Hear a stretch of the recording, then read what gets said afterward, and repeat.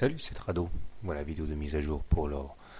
Alors, malgré une petite baisse de 0,4%, il apparaît que l'or est joué aujourd'hui à valeur refuge, puisque face aux attaques assez meurtrières sur les indices, eh bien, l'or a d'abord été attaqué pour venir pile poil tester la solidité de la moyenne mobile à 20 séances, comme vous pouvez le voir ici.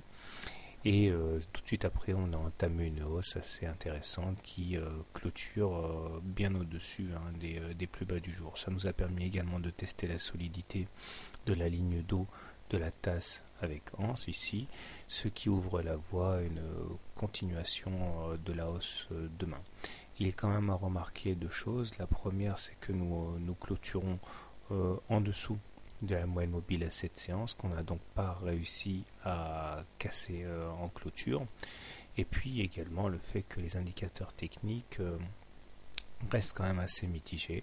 Si le MACD est bien orienté au-dessus de son signal et positif, le stochastique par contre demeure sous son signal, et le RSI n'arrive pas à envoyer de signaux très très clairs puisqu'on est sur une zone intermédiaire.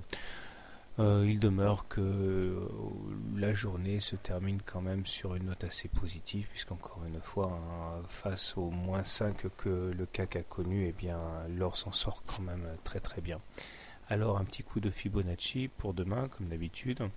Alors on voit que entre les plus bas du 20 octobre et les plus hauts du 28 octobre, on est venu aujourd'hui tester les 50% de retracement de Fibonacci, niveau à partir desquels donc on est remonté. Donc tout se passe en fait d'une manière très très contrôlée. L'attaque a été réelle, mais elle a été tout à fait contrôlée. Je pense que ça a surtout été mis à profit pour les retardataires pour entrer. Alors si vous voulez acheter l'or, vous avez un point d'entrée intéressant sur les niveaux actuels puisque les supports ont été testés. Si vous voulez soigner votre entrée, vous pouvez attendre éventuellement qu'on aille rechercher à nouveau la ligne d'eau de la tasse avec anse pour entrer. Si vous voulez shorter, eh bien vous avez un bon point d'entrée sur les niveaux actuels puisque on a été confronté aujourd'hui à l'incapacité de passer la moyenne mobile à cette séance. Alors peut-être qu'il s'agit en fait de prémices d'une attaque baissière à venir. Quant à moi, puisqu'on est au-dessus d'une M20 croissante, je privilégie bien sûr les achats aux ventes à découvert. Voilà, bonne soirée, bon trade et à demain.